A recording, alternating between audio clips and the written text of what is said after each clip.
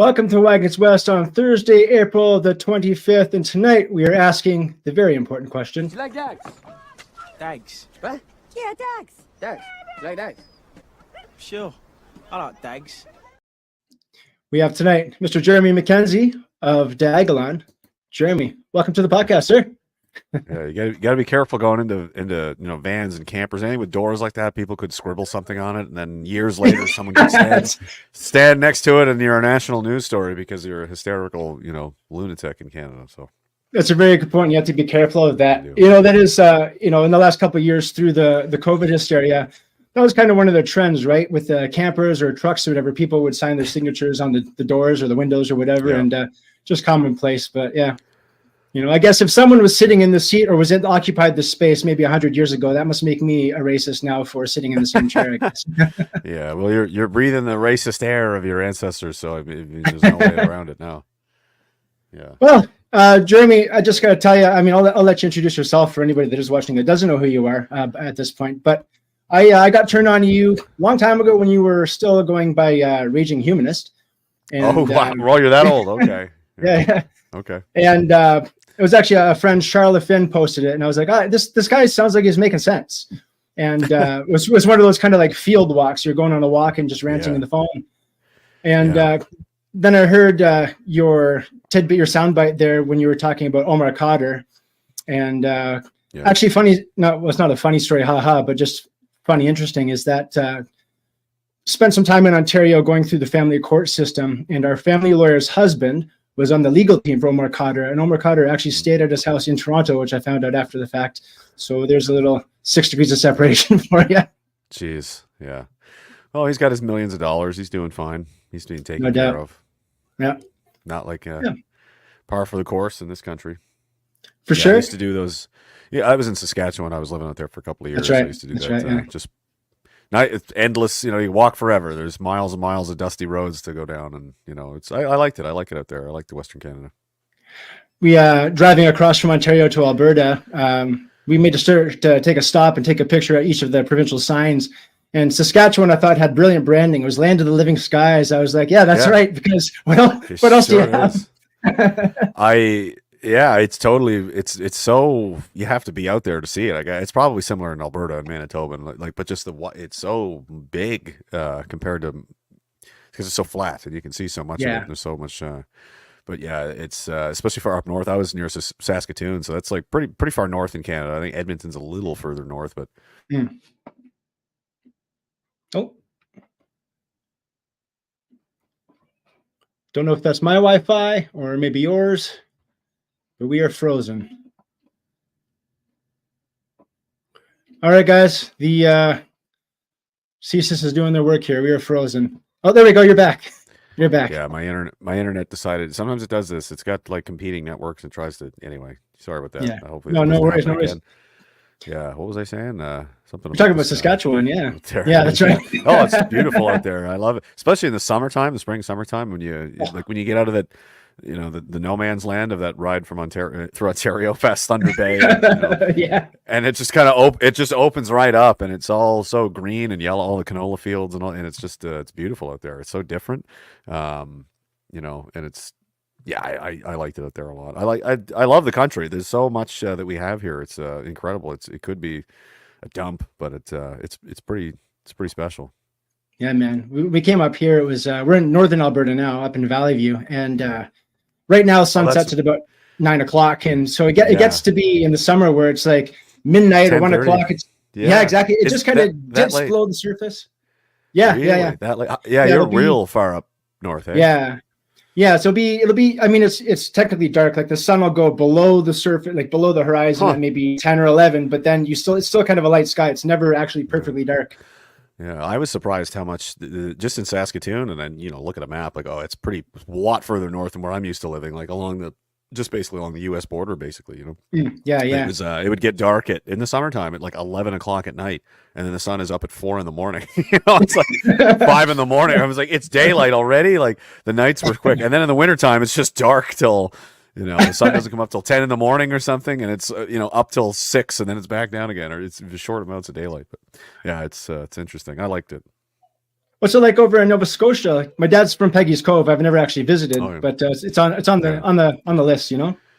Yeah, it's just a big pile of rocks. I mean, I don't, I don't know. I've been there. It's a lot of tourists and stuff, and there's a sign about every 15 feet telling people not to climb on the rocks because you'll die, and they do it anyway. But, because so many people can't read the signs, but you get rogue waves, carry them away, mostly like Japanese tourists or something.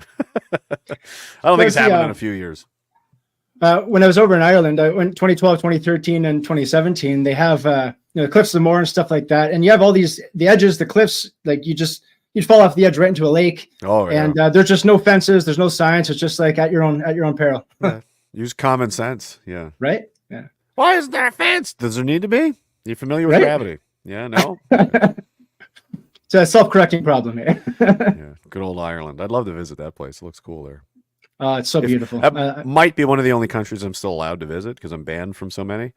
Anything involved in the Five Eyes intelligence network, so all of those not going to happen. But Ireland isn't in that network, so I might be able to. Yeah, yeah, and maybe soon. You know, who knows? There's in countries everywhere you have kind of the populist movements, ethno-nationalist, populist, whatever you want to call it, are rising. So we'll see in the next decade how things turn out. Yeah, well, they're setting fire to refugee centers or refugees. See, I'm using their words, which I don't like to. They're stuffing people into Irish properties and buildings, and just to at the opposite of the wishes of the people of Ireland. So they're just burning them down. They say, if you put them in here, we will burn it down, and they are, which is true to their word. That's right. Right. Yep. Yeah, you gotta love the Irish. It's yeah.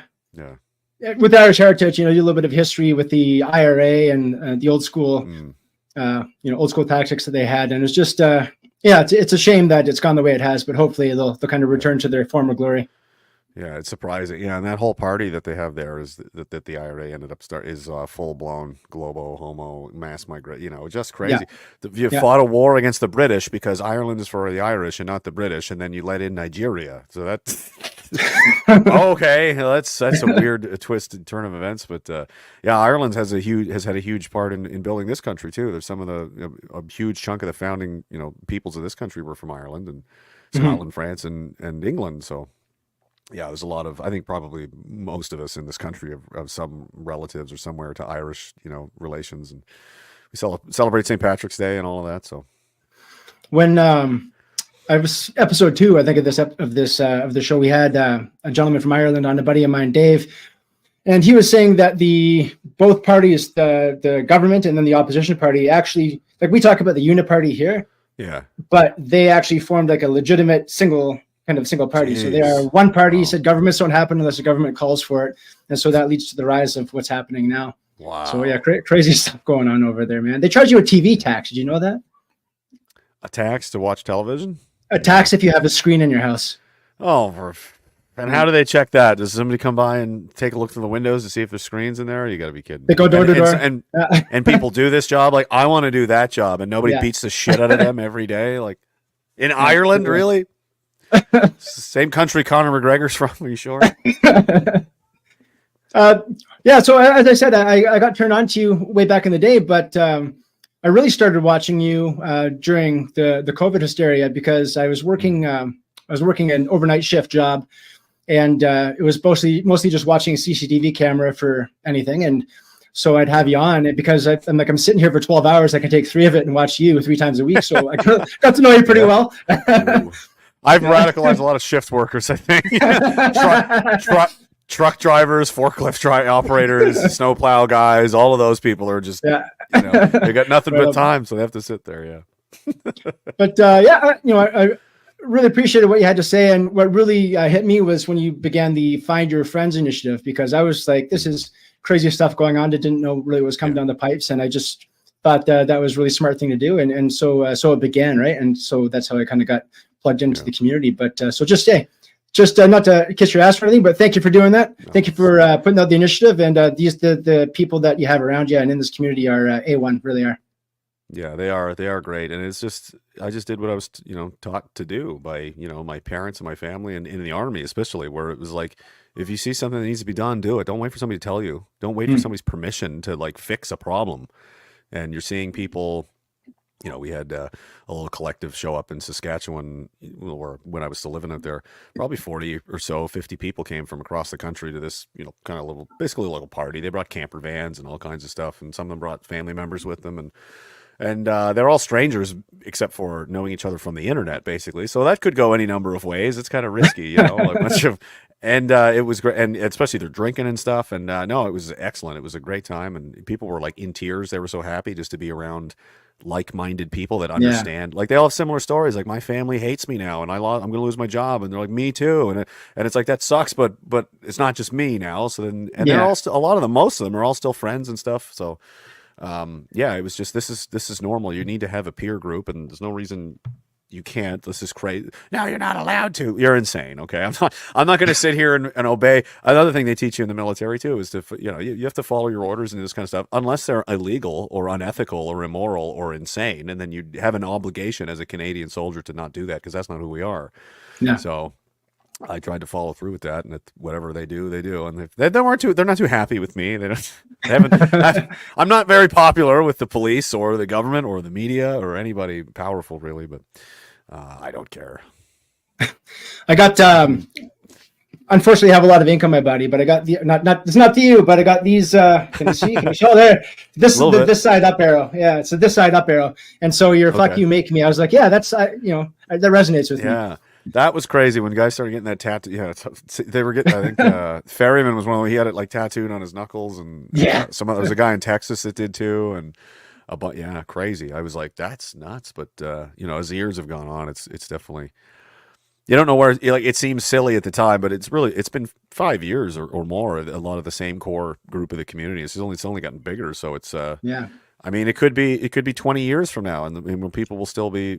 I have no intention of going anywhere. So, I mean, that's pretty cool. You know, you have basically a kind of a community of people that was forged in a time of crisis and trauma. Really, a lot of people were suffering badly, and we all, you know, stuck through it together and picked each other up and drugged each other along or pushed each other, whatever we had to do. But yeah, I'm pretty proud of everybody. It reminded me, I was just thinking today about Gavin McInnes. He started the Proud Boys, right? And it was kind of started as a joke. And then it all of a sudden came into, now it's a domestic terrorist organization, apparently. Yeah. So we're in good company. Funny that keeps happening, right? Yeah.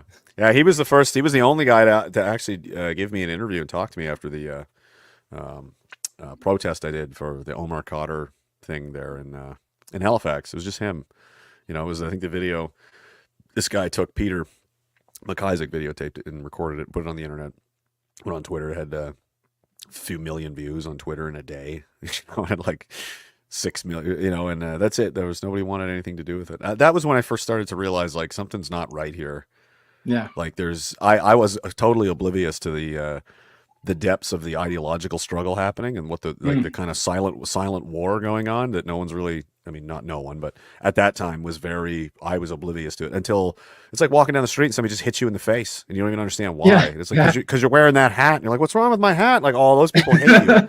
Like, they do? Why? Like, oh, well, they're communists. Like, what is that? You know, and this whole thing began, and it's like, I'm a soldier. Like, that's who I am. I'm a fighter. That's what I'm, you know, that's just part of my DNA, I guess. And you don't pick fights with guys like that because they like to fight. You know, that's their whole, I'm wandering around my life bored, like, oh, you know, drinking rum and playing video games. Like, I'm depressed. And then, you know, the anti-hate network starts attacking me. So I'm like, oh, fighting. I know how to do that. That's good. I can do this. That's, and then we're, I don't know how many years later, and it's as you can see, it's gotten quite.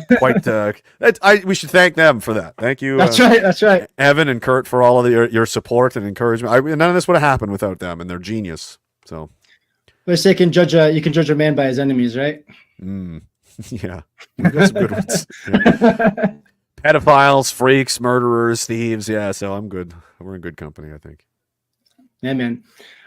So there might be some of my audience that don't know who you are. Most of them do, but can you give us a little rundown of basically the history of Jeremy Mackenzie and how you, I guess, the history of Jeremy Mackenzie into the beginning of Diagon? Whew.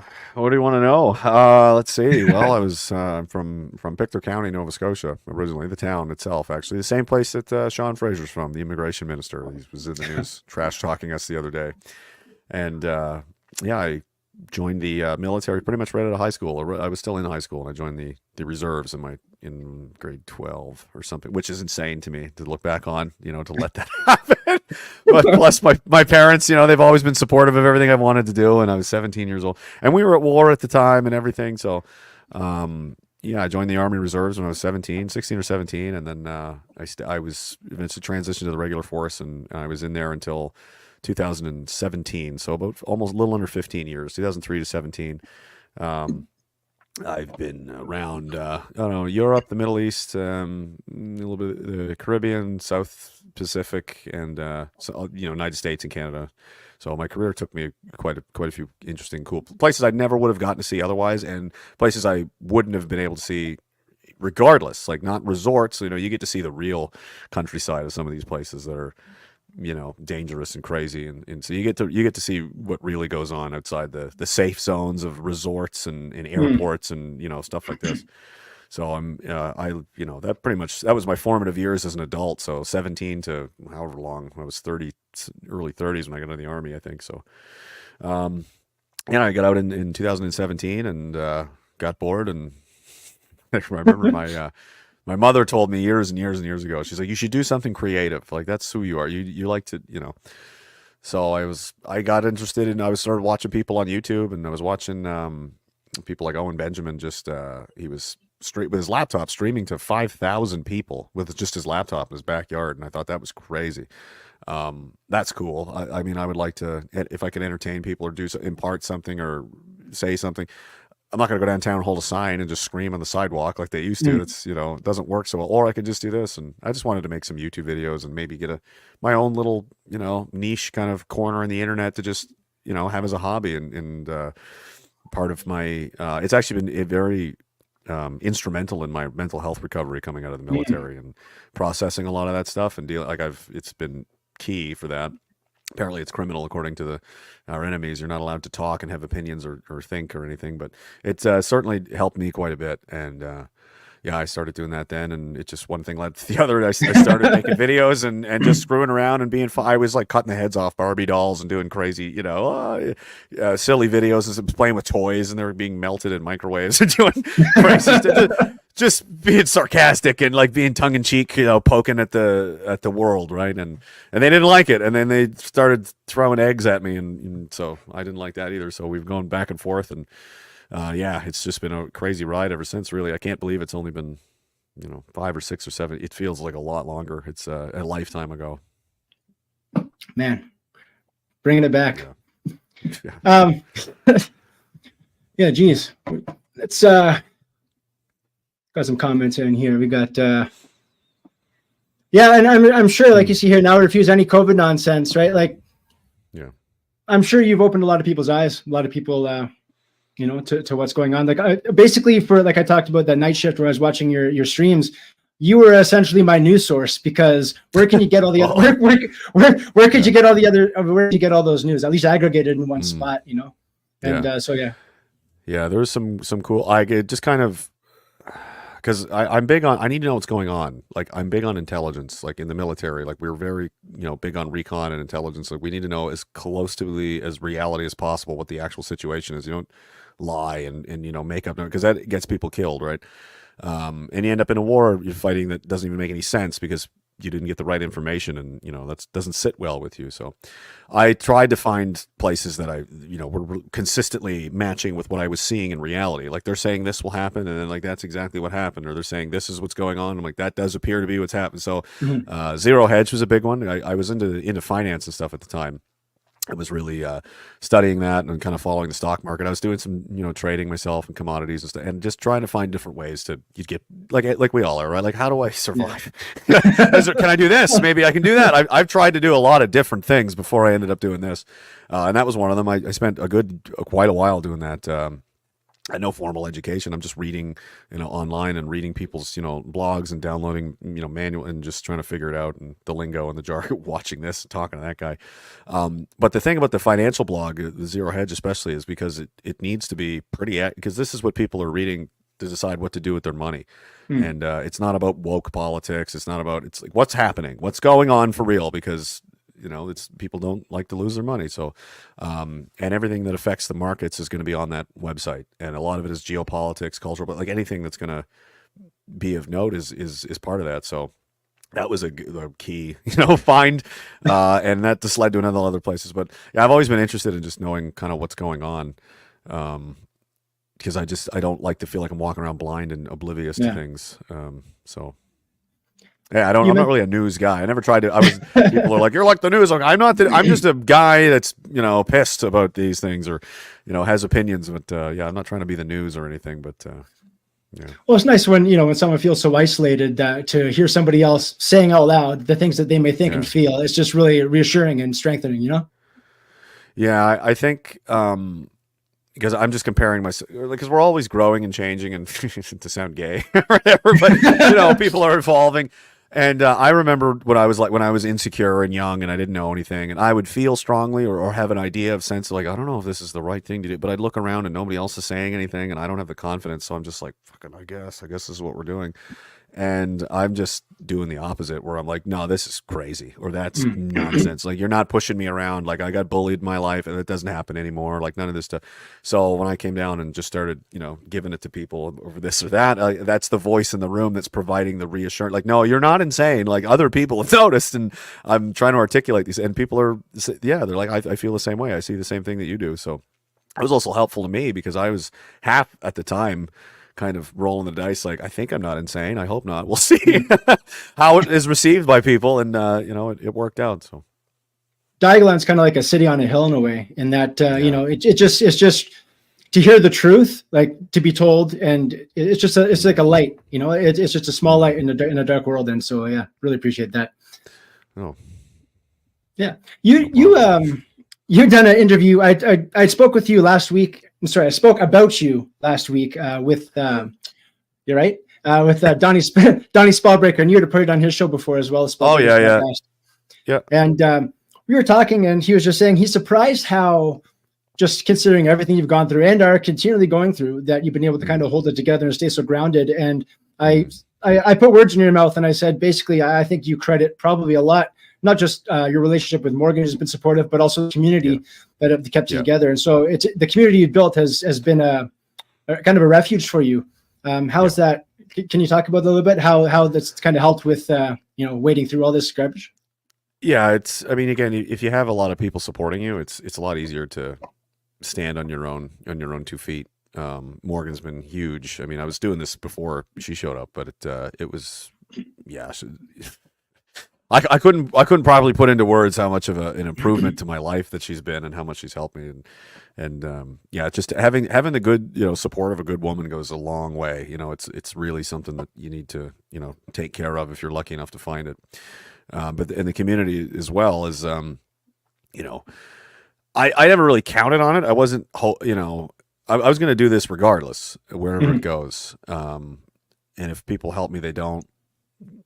I'm just going to do what I think what I think is right. And when they came after me and locked me up and did this or did that, the people, my friends and stuff, they started fundraisers for me. I didn't ask. I didn't say anything to anybody. They just already, I'm basically helpless in jail, and they're already, took no time. They were spinning all this stuff up and covered as a good portion of my legal bills and stuff. And it's just that the morale support, people were dropping off food and gifts and stuff to my parents and my family, and it's just like, if there's people that support you, your community's behind you, and that you're they're going to take care of you, it's very easy to continue, versus when you've got nobody and nothing. That's a whole other situation. But you always got to start from somewhere, and when we all start. When I started, it was just me in my house and a cat, my girlfriend's cat, and my son, was like a year old at the time, and that was it. Like, I didn't have and I was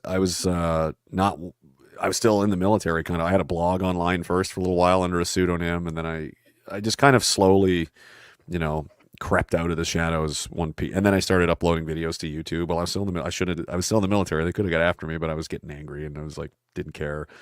And I was on the way out anyway. But Morgan found one recently, actually. And this was like not 10 years ago, but would have been 2014 or 50, maybe almost 10 years ago. And I looked like a child. But my first video was like, we're bringing in 300, and that was at this time, and that was crazy at that time. Almost 300,000 migrants. And that was a huge controversy at the time. Now that's not even a drop in the bucket anymore. Yeah, no, for real. What, 1 million in 9 months, I think we've gotten, right? I don't even know. How do you even count that many? Who's counting them? We've got over 1 million that we don't even know where they are or who they are or what's going on. It's just wide open. Like, no one cares. There's nobody in charge anywhere. There's no adults in the building. It's just a free for all. It's like, it's like a bar fight that's completely out of control, and bartenders just chilling. Like, I can't even handle. There's nothing I can do anyway. What do you want me to do? I'm just going to sit here and watch the game while these guys kill each other. Someone asked me the other day what things Diagon does in real life, not just online. And the first thing that came to mind that I said is, well, I'll tell you this: if you're in trouble, they'll help you out. And when we moved across, and you're hitting on that too. When we drove across from Ontario. I was trying to connect with the Alberta Dags, and when one of the things I wanted to do coming out here was like learn how to hunt and to grow food and to provide for the family. Yeah. And like most of us at the time, kind of jobless, penniless, and I showed up, and we were going to go have a meetup, and I just put out the word. I said, hey, I would love to learn how to hunt. And this guy shows up at the meeting. He says, I hear someone's looking for meat. And I was like, yeah, I think that's me. She says, come with me. He takes me to his truck and just gave me 2 of these massive bags full of deer meat. He's like, here, that's for you. And that is basically what Diagon has been for me in my life. Just really a supportive group. So cheers to you Dags out there. You've been great. Yeah, they are great. And there's a lot of different things. Like there's the community support, like the family support, the networking and the peer support and the just the camaraderie of it, but also the Overton window being violently kicked, beaten, and strangled down the road. I mean, we've had averaging 4 major political scandals a year now because of our shenanigans and stuff. The Emergency Act was, entirely. They'll say, no, I've seen the proof. Again, I know what happened, and it was because of my stupid mouth and face and the anti-hate network and all of that. So. Nearly brought down the federal government, almost nearly killed it, not quite, not yet, still. And this kind of just little things like I'm just going to go take a picture with this knucklehead here, and they're going to freak out, and then it's just going to give us a whole other avenue of it, and it works. And it's been just chipping away at this like force field of invincibility that the federal government has. Like we're the authority, and we know everything, and we're just constantly taking pieces out of this and pieces out of that. So. People that are like, what do you guys even do? A lot more than you, anonymous nobody who's sitting around complaining all day. Like, I don't have to justify myself to you. Ask them. That's what I'll say now. Like, what do you even do? Ask the community. There's about 50,000 of them. You can ask them what we do in real life. Go ahead. Yeah. More to that. We're it's not ready yet. I haven't made any formal announcements or anything, but I have been making some statements here and there on Telegram and other places. But we are working, not as parallel to it's not a Diagon project. It's something that me and some of the other guys are doing outside of that. I mean, there's people that are going to be involved and want to join and help and stuff. But yeah, we're working on organizing a men's organization nationally right now. So when that's ready to go, I'm sure there'll be a whole anti-hate freak out about that. And if not already. If not already. Oh, they're already doing. They've got their tweets and their little violins, and they're all very sad. They're all very upset. Ferry posted something the other day about there's a German nationalist party that is number 2 in popularity in the country. You see that Clan Iran started in Ireland, and the Farmers Party in Holland. Like, there's a lot of these things happening in all the European countries. What do you see happening here? If you were to predict, what would you say the next 5-10 years in Canada looks like? Chaotic. It's only going to get crazier. Like, so, and this was part of the thing. Like you're saying, you're seeing these groups pop up in Ireland. You've got stuff in different countries, Australia, Italy, Germany, whatever. Political parties or not, or it doesn't really matter. Essentially, what it is. What you need is the cultural gathering point a flag on a hill, kind of to organize people and draw them together in one spot, and then start to build something from that, and then use that to push the cultural conditions and like the Overton window again we talked about, to a situation where change is going to happen whether anybody wants it to or not, because there's just too much pressure. There's too much cultural pressure. It's like putting, the air pressure up too much in a tire. Like, it's going to burst. You can't take forever. It can't go forever. These energy systems have to work a certain way, and if everybody just sits around quietly and accepts it, it'll go as far as they want it to go. They'll take everything from you if you don't stop them. But like you saw with the trucker protest, the pressure, the pot boiled over. You've got the Prime Minister on TV talking about putting people in camps and who's acceptable and what do we do with these people and all this kind of stuff. And that's what happened. The stress levels and the anxiety levels were so high that it became nearly a revolt in a lot of senses. It was very polite. It was a very Canadian protest where everybody just showed up and was like, "What are you doing, boy? Frig off! Like, we're going to block the streets and make noise. Is right." And it didn't achieve the total victory that everybody wanted, but it had a huge an international effect, and definitely stopped dead in its tracks kind of the global kind of lockstep implementation of this prison that they're bringing down on top of everybody, and they had to back right off of that, and the passports went away because of that. Like, a lot of things happened because of that. They'll never admit that, and that's what people want to pretend like it was a failure. Like, no, man, it was a huge victory. All those things were coming, and where are they now? They're all gone. And it's because they know they had to back off because there was so much pressure. Like, you're asking for it now at this point. You've pushed people way too far. And the secondary win there is, people like yourself, so many people that I didn't know. You have different pockets of groups of people, and maybe 2s and 3s or 20 or whatever. Like, we went with our crew of people. I saw what was happening with the truckers and stuff, and I was like, let's go do it. I put out a video just really pumping the tires into it, and they thought it was my idea for some reason, because the videos had a lot of views, and I was like, I'm just watching this like anybody else. This has nothing to do with me. I didn't invent this, right?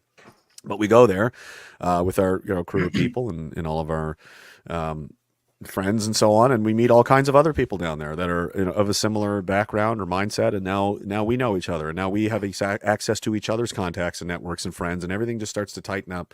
And some people don't work out. You got to weed the garden here and there, but it goes from 1 to 2 to 10 to 1,000 to and basically all the people that care, anybody that was going to show up and at least put their hat into the ring to say, I'm at least not going to sit here and do nothing. We all know who each other are now for the most part. And conversely, the third big win of this, and maybe even more, and most importantly of all, we know who's not going to show up for anybody. And that's the entire political establishment. That's all of your mayors, your politicians. They didn't start this protest. They didn't go down there and freeze their ass off in trucks for weeks on end. They didn't stand there and get rifled in the, batoned in the head and trampled by horses. They're inside hiding in their warm and watching it on TV and getting paid $250,000 to call you a terrorist.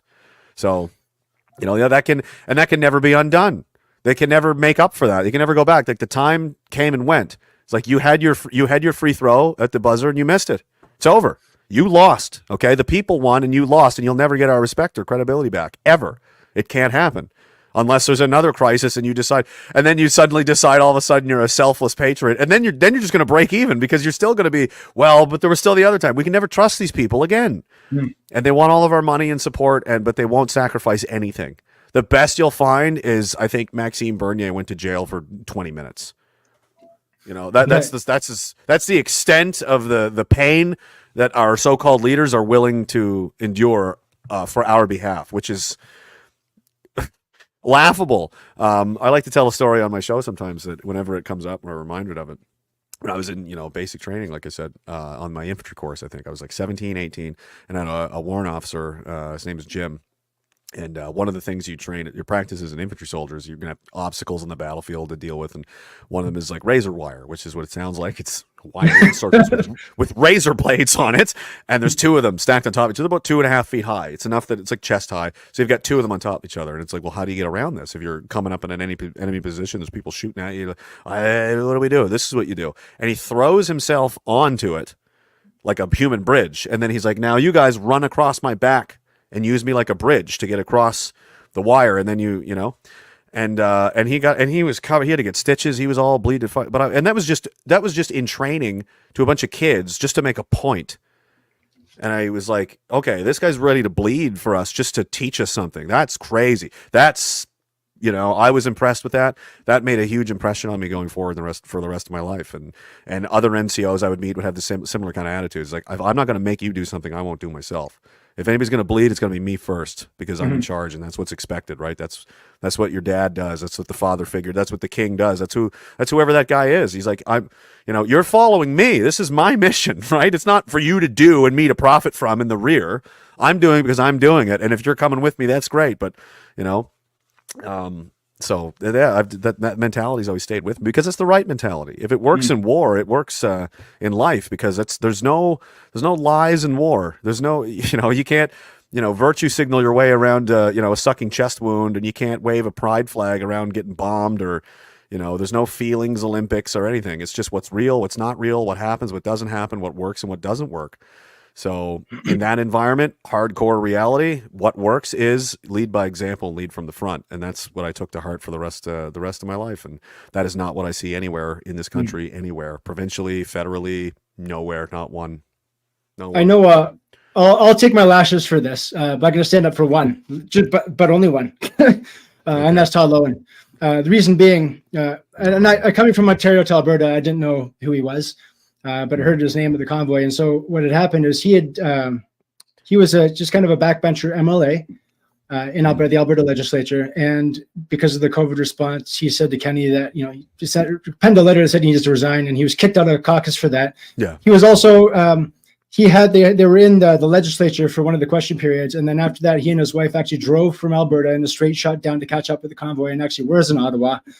And came back, and then came to run for the leadership of the UCP here to become the premier of Alberta. And I thought, okay, this guy has some nuts. He he lost his job, he lost his position, he's got mocked to get it, and he didn't win. But people win. There was him, and there's Drew Barnes too. So there was two that stood up. Yeah. There's a few, but I mean, like right now, I mean, like today, right now, there's 338 people in Parliament, and all of them are content.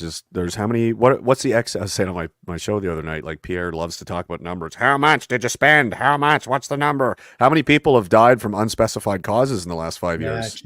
How many? How many? How many? None of them care. They're all pro-war now. They're all pro-genocide now. They're all pro-censorship now. They're all no, none of you people have an excuse. Our citizens are dying because of your inaction every day. You are causing their deaths, and you have the power to say something anytime you want. You're a member of Parliament. You could stand out there in the press gallery and say, everybody come here, I have something to say. And none of them do it.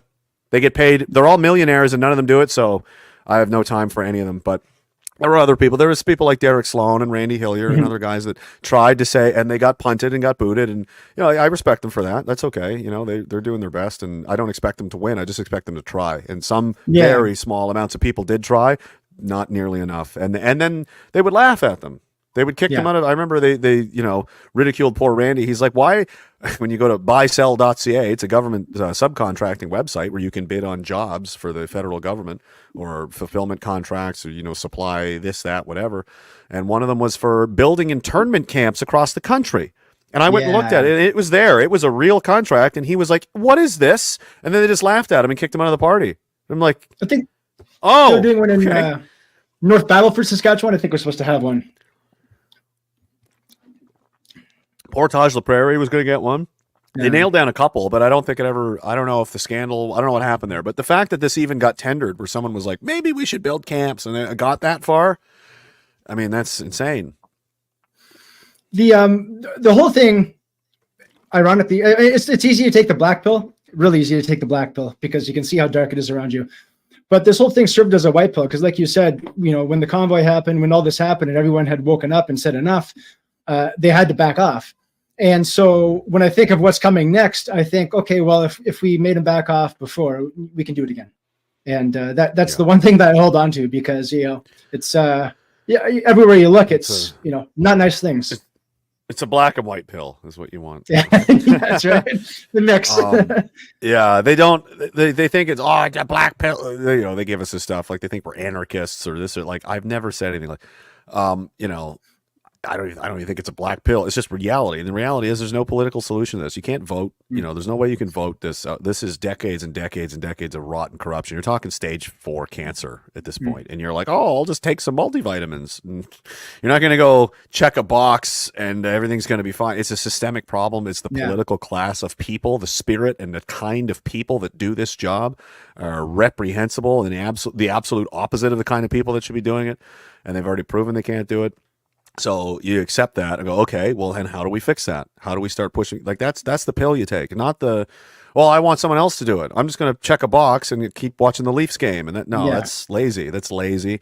And you see people, a lot of them, I'm going to name names. I have been, but I mean, I don't care right now, but they're fleeing to a lot of them go to the United States or they go to other southern countries where it's cheaper. And these are people that, spent the last 3 or 4 years grifting off of their fake patriotism for, Canada. That was just a gig for them. It was just something to do. And you're going to go down to the United States where, well, they have all these rights. You know why? Because they fought for them. And people in the United States, Americans died for that to be a thing that they have. We didn't earn that in Canada. And rather than you sit here and fight for our own freedom here, you'd rather go co-opt it from some other people who have already earned it themselves. Like you're just going to skip to the front of the line. And I'm sure you'll be really well received. Like, oh, look, another Canadian who's too much of a chicken shit to fight for his own people. He's just going to come down here and live in Texas with me and then probably fuck me up. You won't even stick up for your own people. How can I trust you? I would never trust someone like that.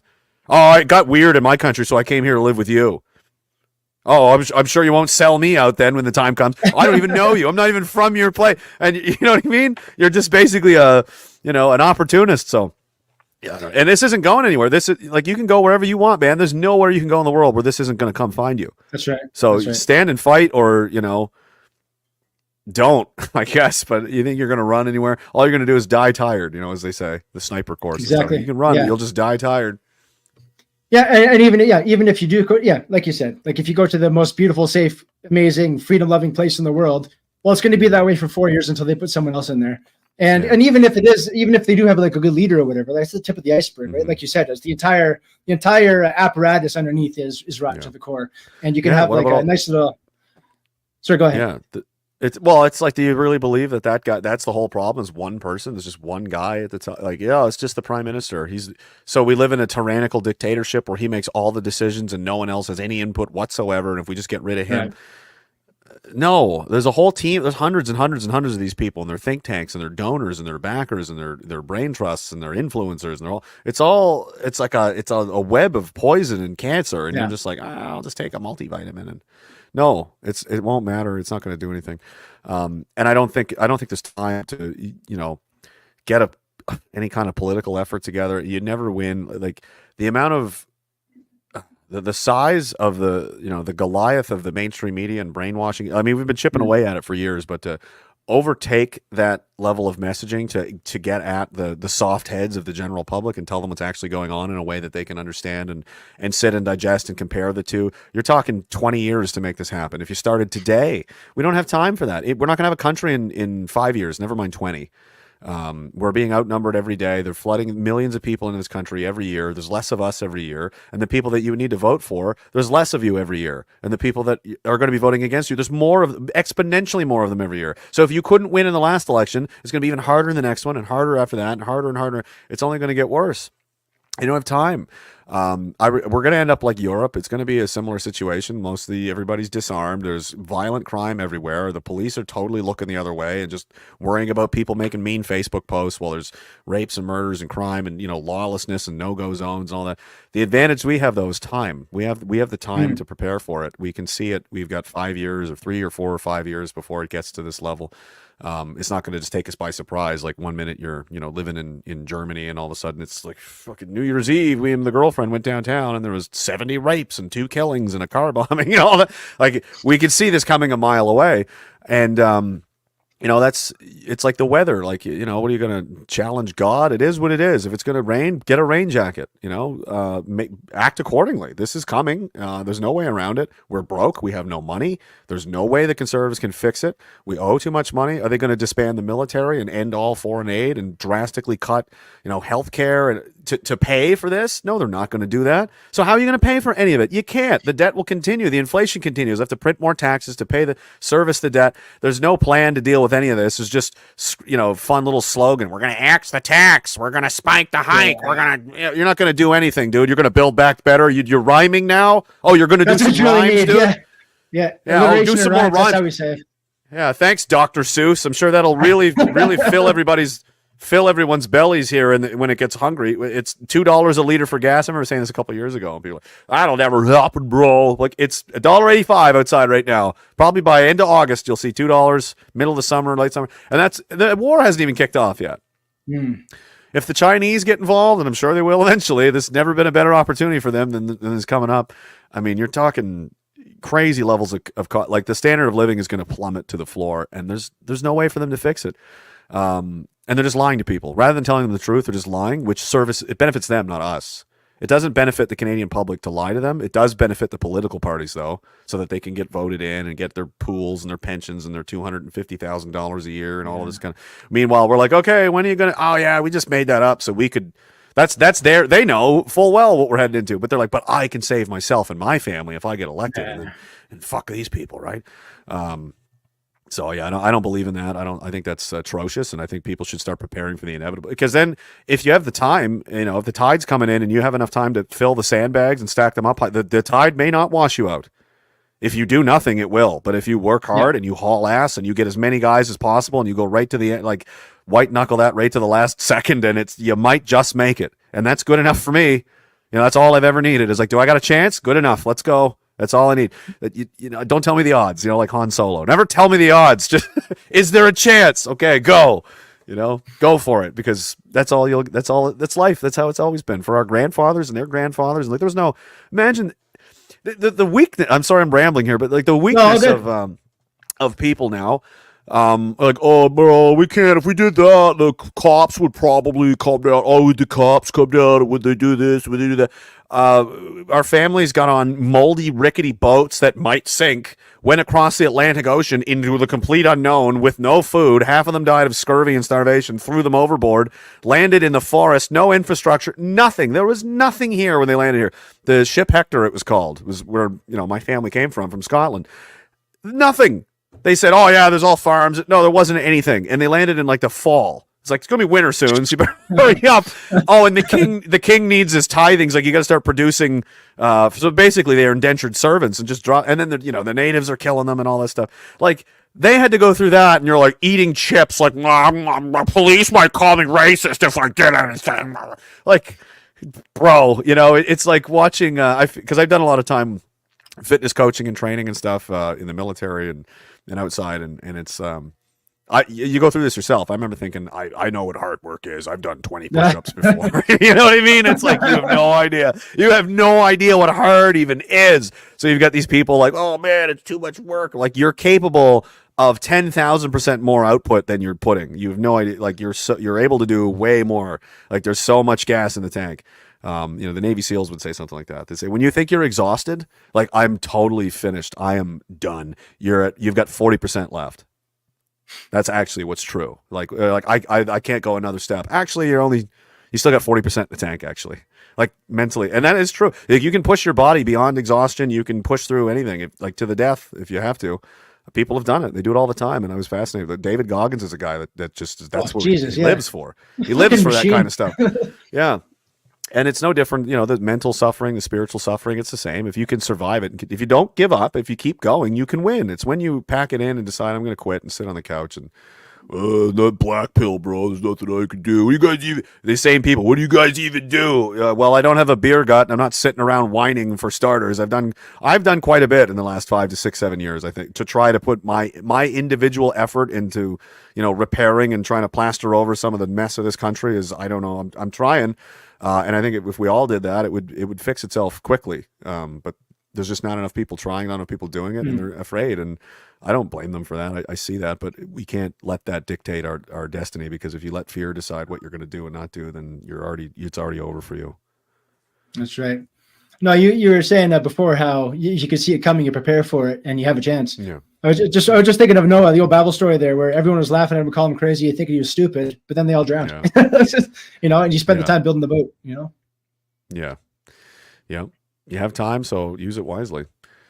Could be worse. You could be in I don't know, France, No thanks. You know, Yeah, right.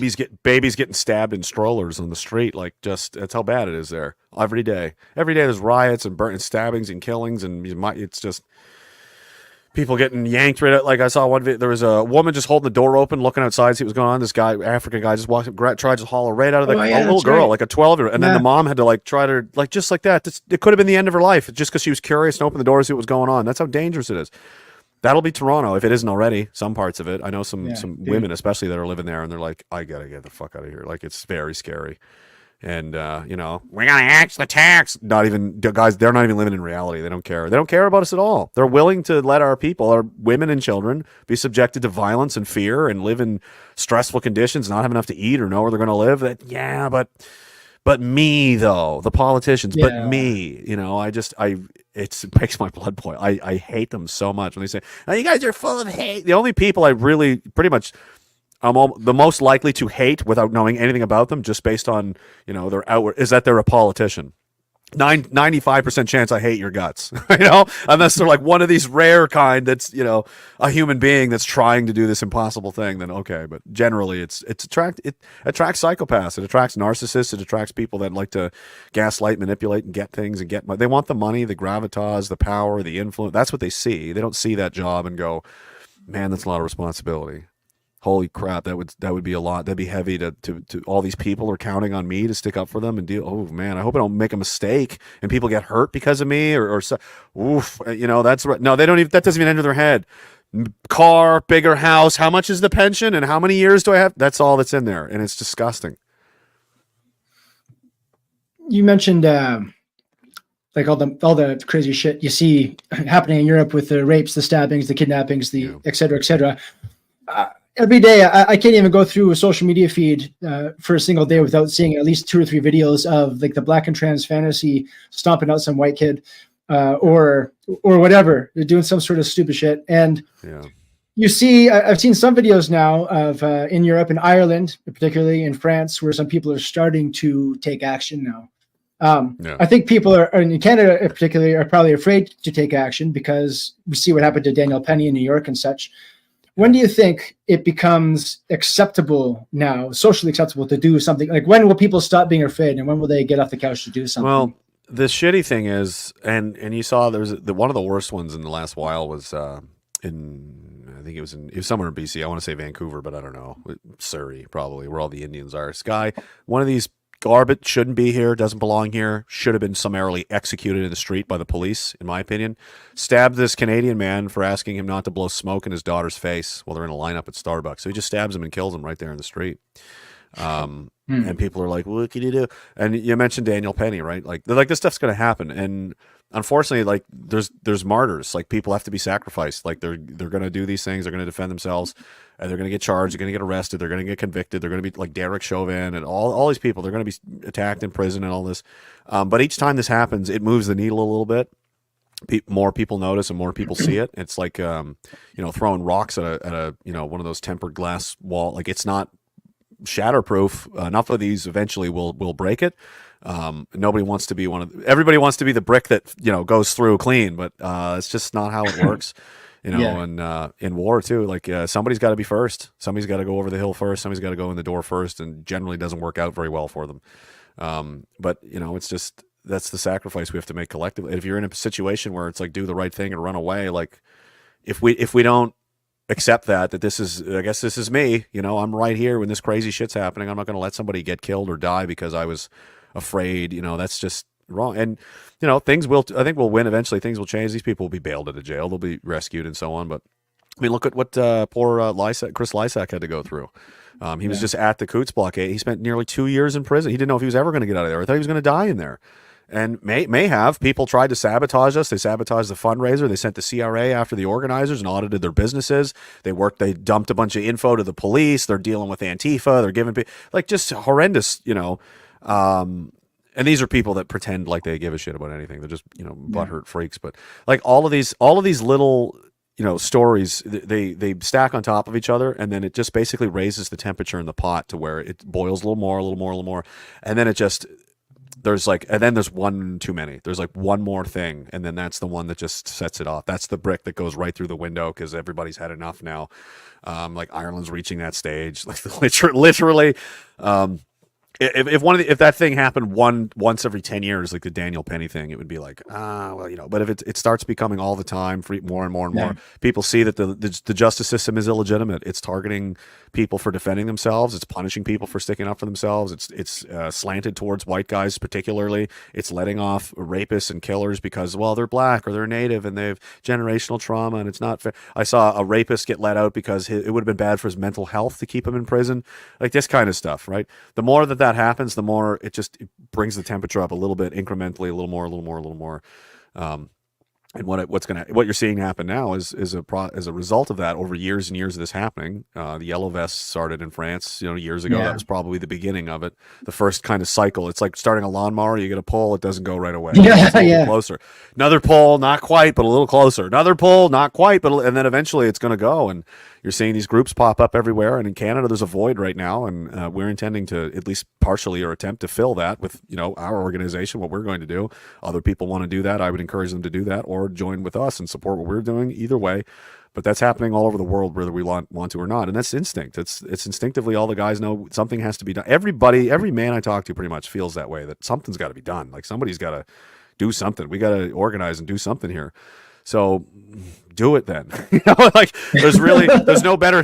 The best time to do it was yesterday, right? And today would be second best time, and tomorrow's the third best. So they're gonna become more and more popular. Especially, I think, violent crime. All of the bad things are going to keep increasing for the next foreseeable future. But as they do, the counter effect of that is people like me and you or people that maybe are like starting to notice things are like they're trying to watch hockey, but everything's on fire outside. I saw a video. A train went through town completely on fire. Like you could have been literally watching the Leafs game and like ding ding ding ding ding ding ding. Like was that a hell train? What in the fuck is going on? Like, and then these because the temperature keeps increasing, people are less comfortable, they're more afraid, their anxiety goes up, and then what was previously considered extreme reactions now becomes a lot more understandable and interesting, and they're curious and they want to know more. That's what happened to me. That's what happened to so many other people. They start to see and notice and go, oh my God, what's happening? And then all of a sudden it becomes more legitimate and more necessary, because it aligns with what you're seeing in real life. Like I'm going the Halifax shopping center in the city here is basically stab time. Like there's somebody getting stabbed there every week. Kids, one 16-year-old was just killed there all the time. That never used to happen, but people now don't send their kids to the mall, and that's in the back of the dad's head when he's trying to watch hockey. Like, where'd they go? They're not going to that mall, are they? Like, how much more? Or their kid gets killed or something. What happened to Derek, my friend? Derek Harrison, his daughter was over in France, and the Nice truck attack, she nearly got killed, or she was there when it happened, and he was like, what is going on? And it just shook him right out of it. Like all these little things that happen produce more people like us, and they're just going to get bigger and bigger. So I thought, well, if they're going to, if you build it, they will come. They need a tent, they need somewhere to go, so let's set up the tables and chairs and throw it open, and they're going to come on their own. I don't even need to advertise. All we have to do is exist, and they'll come through on their own, because it's going to be obvious, and that's going to happen everywhere. And then there's going to be the inevitable kind of confrontation, because it's a threat to the establishment power. They don't care that their new migrant friends are killing everybody and burning the country down. They just want to stay in their chair and eat the pig food and make the money. And they can't do that if there's a large group of organized people challenging their authority in public, in front of other people, telling the truth, saying this is what you're doing and this is what you should be doing, and we're not going to tolerate it. And it's then there's going to be a confrontation of some kind. That's going to be up to them. If they want to get violent and start trying to kill us and do whatever, they can do that if they want, but everybody's going to see it happen, and they're going to know that we were right to oppose them in the first place. There's literally no version of this scenario where they win. It's impossible. It's just if people have the guts to do what they got to do and stand up and defend themselves. If they do that, they can't win. So that's why the campaign to keep everybody suppressed and afraid and disorganized and alone, that has to continue, and they're desperately trying to make that happen, because if that gets loose, and that's what I've been trying to get loose, is build people's confidence and kind of ferocity with the slogans. It's like, it's not enough to just be like, no, I don't think so. I don't think I want to participate. That's not enough. It has to be a very antagonistic, aggressive kind of, I'm not moving my feet, and if you want me to move, you're gonna have to make me, and I'm gonna fight you if you try.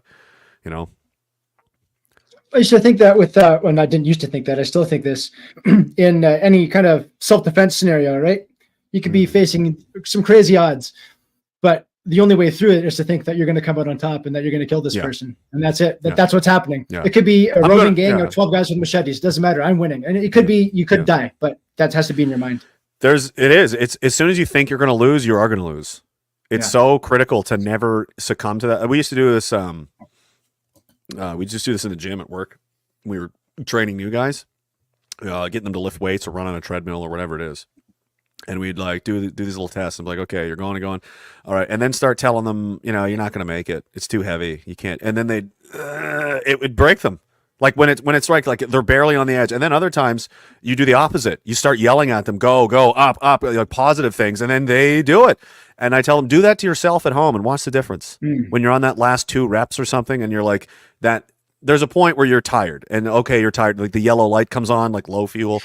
And you're like, okay, close enough, pack it in. That voice comes in, right? You go, no, you just shut him right down, and then you just yell over top of it. We're going to keep going, and then you'll find the extra gear, and that's the power of your mind. And that's all that is this. All I did was change the frequency of what's being the song in my head. Just I changed to a different station. I went from I'm tired to I'm going to kill everything. And now I've got an extra 20 minutes out of it. I'll do it if I'm hitting the heavy bag, like just little, or sitting in a sauna, like just little things that are like, oh, I'll get in there for 20 minutes. And then 20 minutes later, I'm like, I'm going to die in here. It's so hot. And like, I'm doing 10 more, I'm doing 10 more, or I'll do another round, or I'm going to do this. So yeah, if you're in a struggle like that, it's critical. It like more than critical. It's the most important thing is that you believe that you're going to succeed.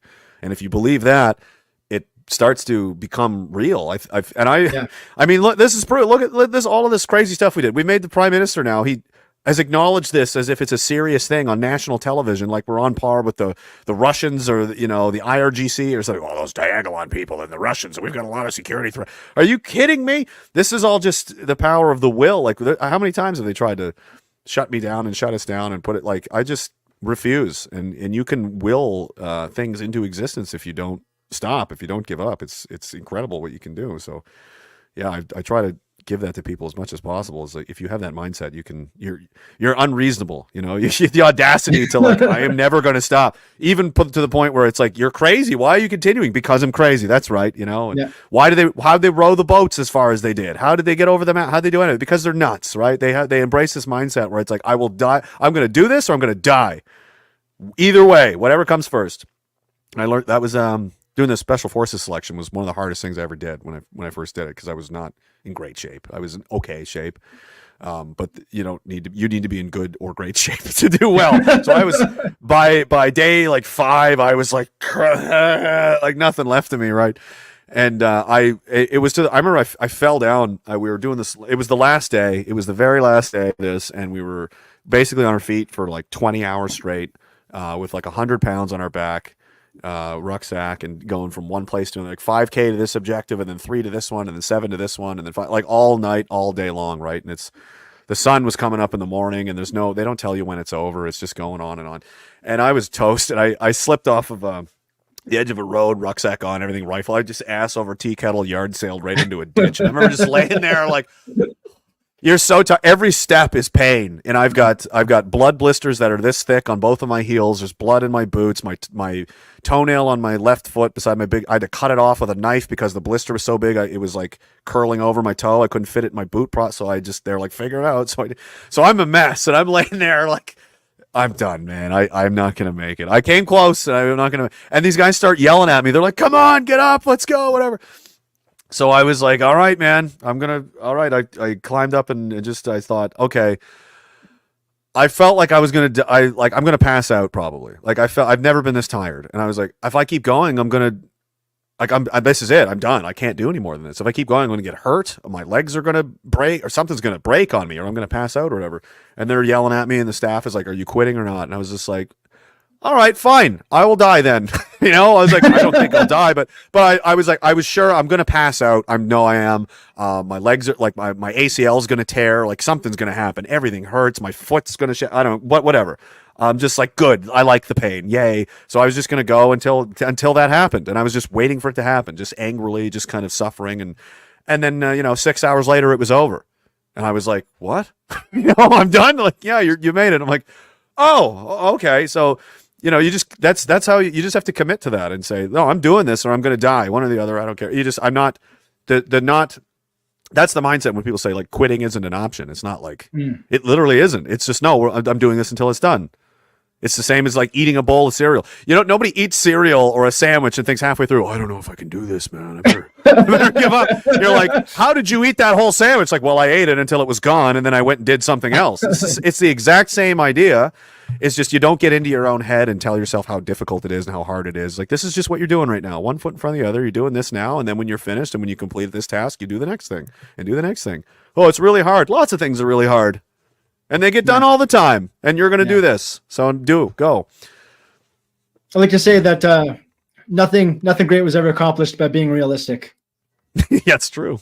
I'm going to fly a plane. Sure you are. And these guys built a paper mache, like that stupid plane, the Wright brothers plane, the first thing. It's crazy, right? Can you imagine? It's like a lawnmower attached to a paper airplane, and he's like laying on it and sails it off a cliff. Like, what are you doing? That's badass, dude. Like, that's hardcore. Stuff like that is and look what it's done for the world. Look what we've been able to achieve because of crazy people, right? Crazy people get shit done. Crazy people change the world. The sane, normal, good behaved, obedient boy has never done shit. He's just a cog in a machine, and he's just there to be, bossed around and stuff. And I never felt like that was for me. We were talking about organizing and these movements kind of rising up. One of the things my wife and I talk about a lot is, of course, when you see in Europe and the farmers' protests and stuff, I'm not going to say it's easy to organize. It's especially on the right side of things. Dissident-minded people it's like herding cats. It's hard to organize. But there's smaller kind of borders, smaller land masses. Do you think Canada suffers from the problem of being too big to organize effectively? Do we break it down into smaller pieces? How does Canada do that? It's hard, but it's also like your enemies have the same problems as well. It's not like it's only for us. Like, they've got to deal with all the same distance and they only have so much manpower and reach and money and such as anybody else. So it's like the scale is different, but the ratios are the same. If that makes sense. Like in England and like Scotland, you could drive from Glasgow to London in the same day. You can't drive from Vancouver to Halifax in the same day. It's going to take you 5 days. But also it's the same amount of effort for them as well. So it's the scale is much bigger that way, but the ratio is kind of the same. Sorry, what was the other part of the question? They're just talking about just organizing it because I'm thinking like Canada is such a huge landmass, and it's like that's why it's so hard to organize something. So you think like Alberta can organize, Ontario can organize, Nova Scotia can organize. Just trying to figure out how to kind of to work at it. Yeah. So in a place like I gotta be careful how much I say because I don't want to give anything away to them. Our enemies are watching always. But so the way the special forces works in countries where they're deployed, one of their primary things to do is to train up those forces, the local forces, wherever it, like if I don't know, like Iraq or something, right? The Green Berets would go in there and they'd find friendly forces and then teach them how to do this and teach them how to do that and build them up and train them and stuff so that they can do that themselves. But the way that works is because these guys aren't under a strict, arm's length hierarchy where everybody's tightly controlled. There's very little. It's very macro managed. Like these guys have a lot of leeway and lateral freedom to do what needs to be done and take the initiative if they have to. And they're selected because of that reason. They're mature guys. They're smart guys. They're tough guys, and they know what they got to do.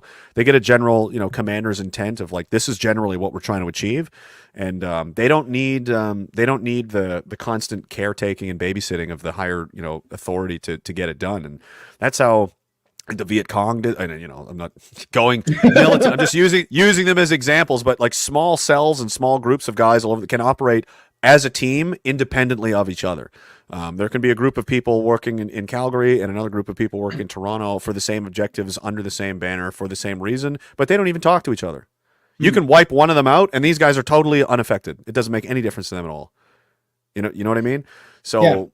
And it would have to be something decentralized, like in that way, because the country's so big. If we had a much smaller country, it would be a lot. You could just group everybody up in a great big formation and march them down the street if you wanted. But that's not going to work so much here because it's so big. So that's going to be probably, those are the kinds of things that are going to have to be. Same with the United States and any real big place. And also because of the, what's going to be done if you collectivize too many people in one spot, the government's just going to come and find a way to box you in. So You don't put all your just eggs in one talked basket. Yeah, don't. You just talked about driving across from Vancouver to Nova Scotia in 5 days. You have a tour coming up this summer, right? Yeah. Tell us about the tour. Yeah, the first of its kind. I don't know. It's exciting as it is terrifying. I have no idea what I'm doing. But I just want to meet a lot of these people, really, and this is something I've been wanting to do for a while. Is just kind of come out and see them and entertain them, or try to figure something out, because they've been supporting me for years. This is a great big huge country, and there's tons of people that have been in my corner for a long time, and it's the least I can do. I would like to see them face to face, because I care. I actually give a shit. I'm not gonna pretend like these politicians do, and I'll make the effort. I've spent $25,000 of my own money already getting ready to setting this stuff up, renting this and renting that and buying this, and so yeah, we're gonna leave here in the first week of July. We're gonna head to Vancouver and then back and stop at, I don't know, 20 some places in between.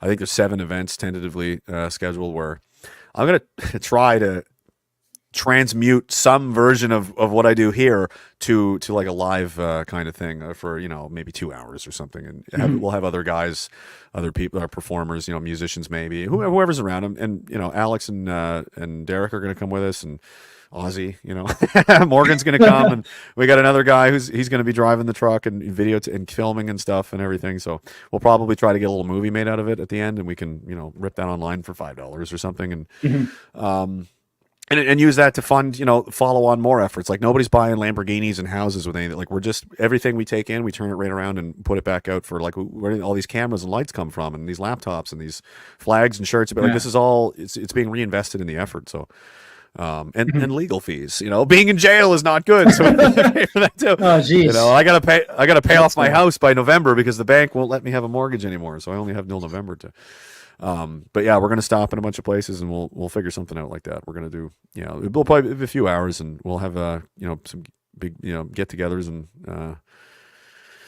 hopefully it'll be good. Well, we're gonna stop and do like meet and greets, kind of an informal. We'll just post up somewhere for a few hours, and people that want to come out and say hi to us and talk, whatever, we'll be there. We'll have a poster and a schedule on where we're going to be, and you can come, see us or not. It doesn't matter to us. Derek will sell his book there, and I don't know, I'll yell at people maybe, but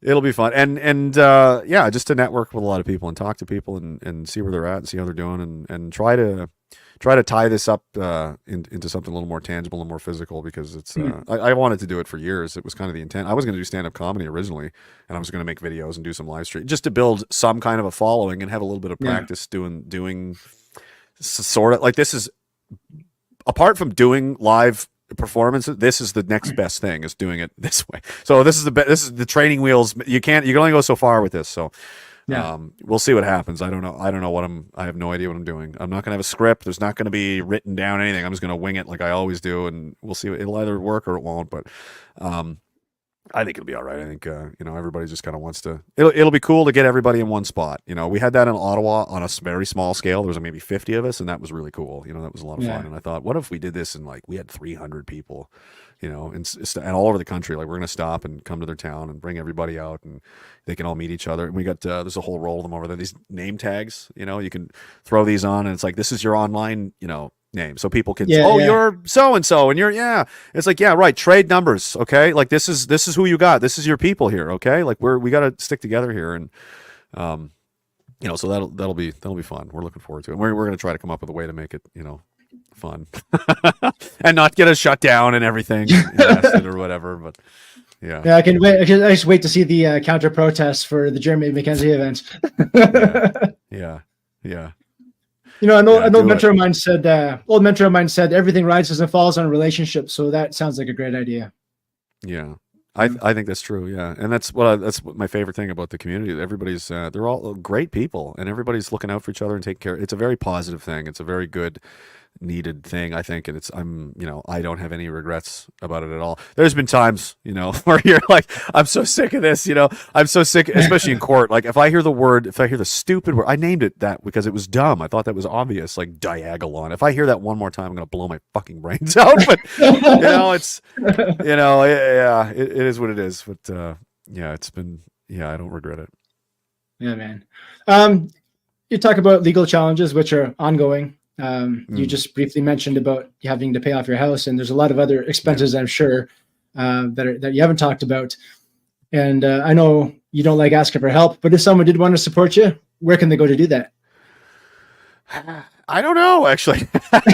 Well, we have the grift.shop is our merch website. We've just got back up recently. There's a community Telegram page there that people can subscribe to if they want to get in on that. It goes to a pool of, that we all use to get by, me and the other guys, and help people. We donate money to different, legal causes and charities and stuff for people that are suffering, or try to help them out.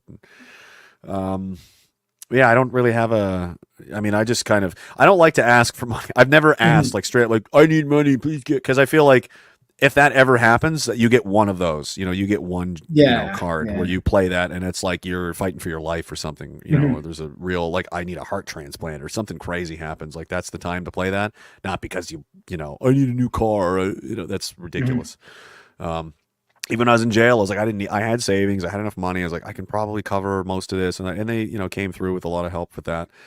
But I don't like to ask for it, but I like to just do the stream. I'll just do the streams. I'll do what I do. And I feel like that's fair. I feel like that's more like that's an honest trade. Like, I'm going to entertain people, and they can pay me for it if they want to. If they feel like they got anything out of that and they enjoyed that and they liked it and they want to give me money for it, then I feel like that's fair. That's that's above board. It's not a greasy kind of, just give me money for the sake of it, like politicians do. Give us money for the sake of it because I want it.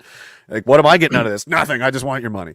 But yeah, I have a website. ragingdistant.com is my website. All the stuff is there. I don't know. You could probably, there's a Bitcoin donation link there, and you could probably e-transfer something if you really wanted to. But I mean, I don't need it, I appreciate it. I'll thank you, but I mean, I'm not over here like I'm so hungry, I'm okay. I'm getting by. It's okay. Talking about a grift. Talking about a grift. There's all those petitions about stop, whatever petition they're going to sign, whether it be about the carbon tax or a gun buyback program or whatever. There's sign the petition.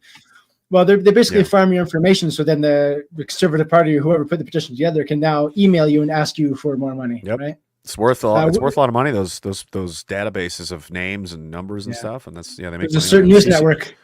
Yeah, the CCFR has been real good for that over the years. Yeah, farming votes for the Conservative Party. Yeah, I'm not going to say the name because I got reported for it today, but there you go, right there. Oh, I will. I'm in court with him on May 8th anyway, so. 8th of May, I'm taking him. We're going to court for defamation. Yeah, well, I really hope you. I told him, and people are like, "Oh, you're not sued." Yeah, I am. I sued him. Yes, and I'm going to court with him on May 8th. And I tell people I'll fucking sue you. I'm not lying. I will. I'm getting Gilmore next. She's going to go next. Maybe Sean Fraser after that, because he's decided that we're a violent terrorist militia cell based on what, dude? What violence? Show me where it is. Yeah. Where? What are you talking about? Oh, you're show me the dollar Diagon hurt you. Yeah, right. Yeah. They're just hysterical. It's a country full of effeminate, hysterical women and men pretending to be effeminate, hysterical women. Mm-hmm. That's apparently seems to be the only people that are allowed to be in charge, according to the powers that be, who like us weak and soft and easily shoved around because our leaders are bullshit. They're cowards. They're little babies. They're pussies, right? So no wonder we're getting, walked all over. It's not because the Canadian people necessarily are that soft, but we've got, all the people that need to be not are, the people guarding the walls at night, and they're all just soft, self-interested, looking for money, and they don't care. They're not there to do the job. They just want the cash. They want the position and the legacy and everything. Yeah, just the one thing I noticed being on the campaign trail. I mentioned I was with Todd there, and just kind of meeting all the political people, Todd Lowen. Oh, right. The Alberta MLA. Yeah. It's just, you see, and even the premier now, it's just, they're worried about what people will think and how that's going to affect them in the polls. They don't necessarily care about doing what's actually right. And you got a guy like in El Salvador, Bukele, who's like, I'm just going to arrest 70,000 criminals. You can't do that. The civil rights. You're like, I'm just going to fucking do it anyway. Fuck them. Fuck them. They're gangsters. They're cartel members. Like, that's the thing. You need, sometimes you have to, you need to do that. There's sometimes where it's like, it was like this in the army too. Like, there's SOPs, there's rules, there's things we do, there's things we don't do. Like, we don't do this, we do that.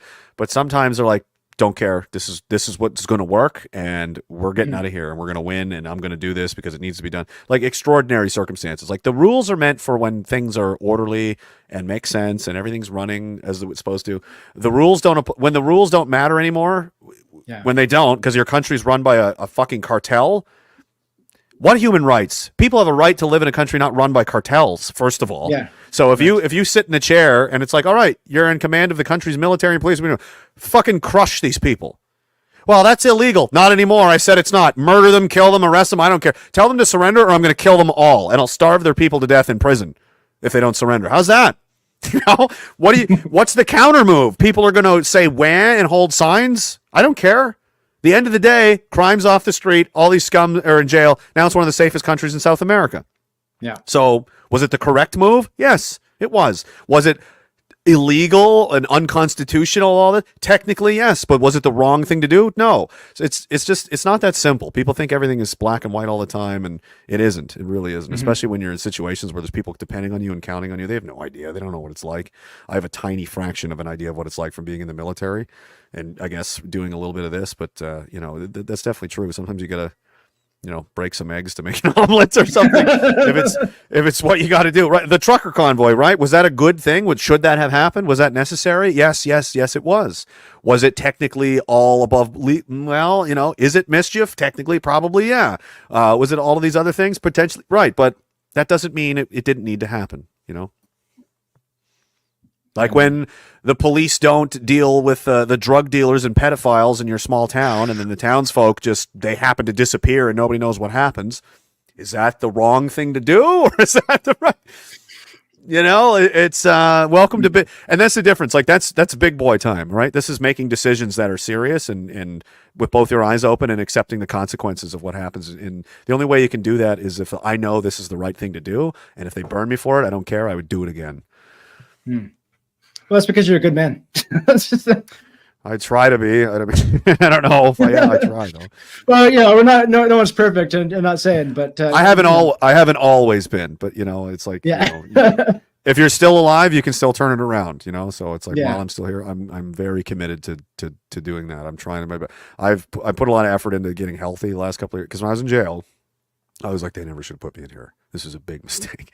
I was doing push-ups and hitting the weights immediately in jail. And I was like, when I get out of here, I am going to go full blown. I'm going like super, you know, I'm going to get everybody in shape. We're going to, you know, all this is over. We're going to get serious now.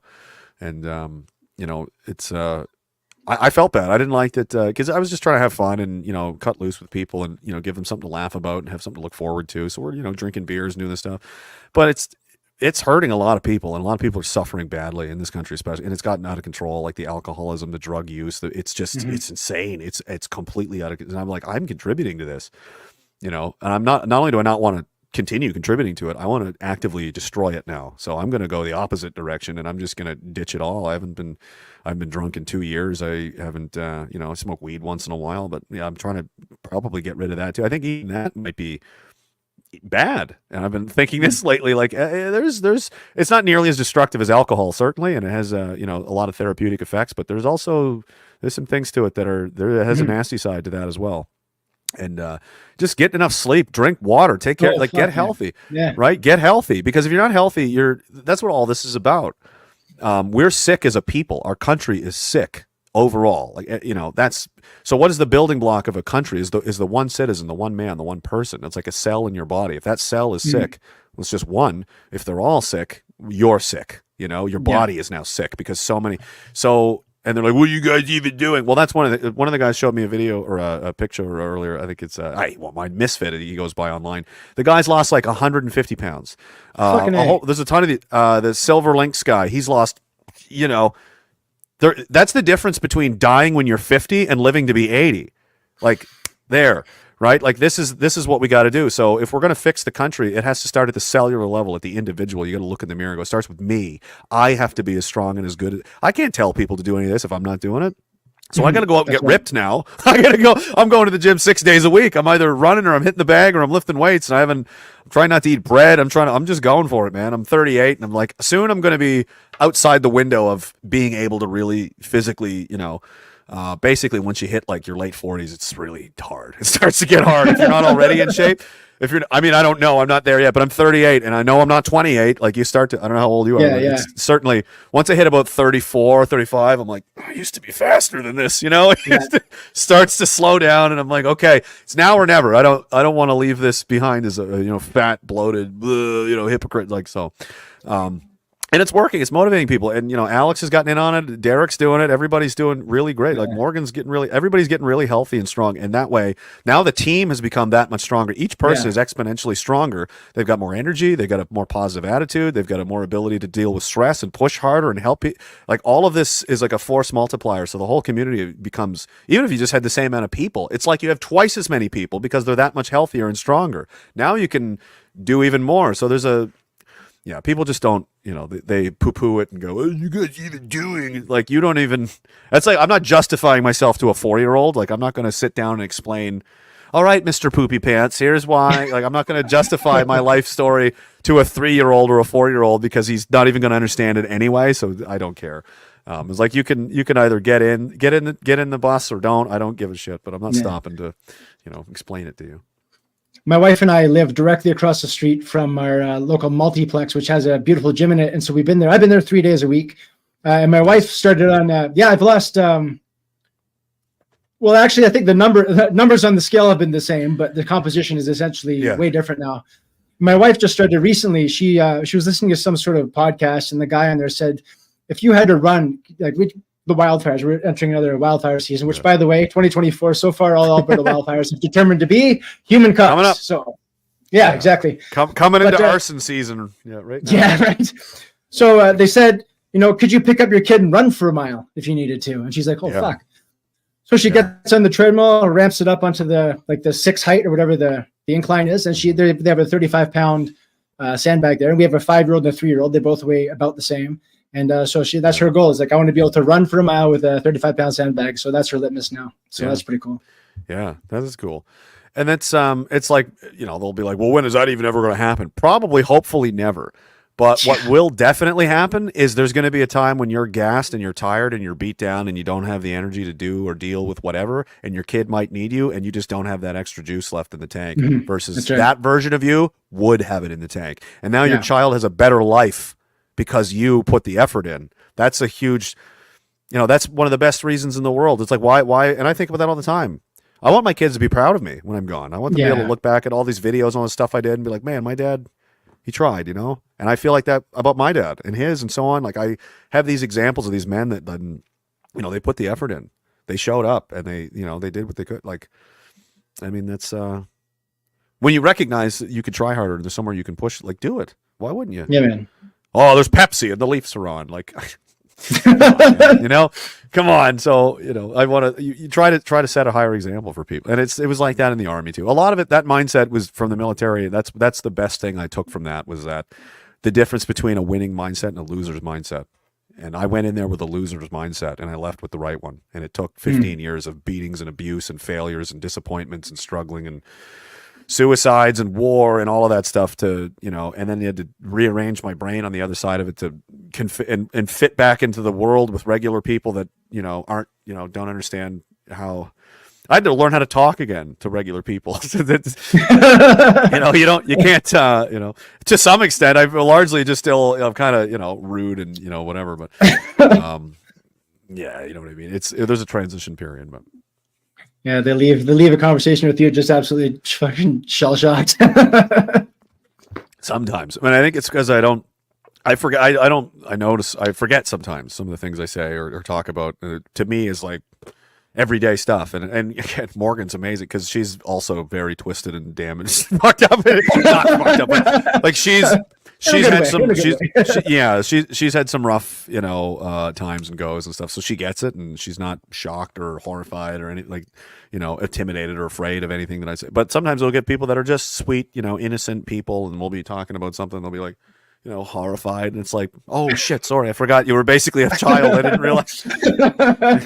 Sorry, I didn't mean to. I could be sitting here. I was sitting there eating something one day, and somebody's like, "Oh man, look at this Ukraine video," and these people are being blown apart, and I'm like, just eating. I haven't even, Other people, what are you showing me? Oh yeah, I forgot.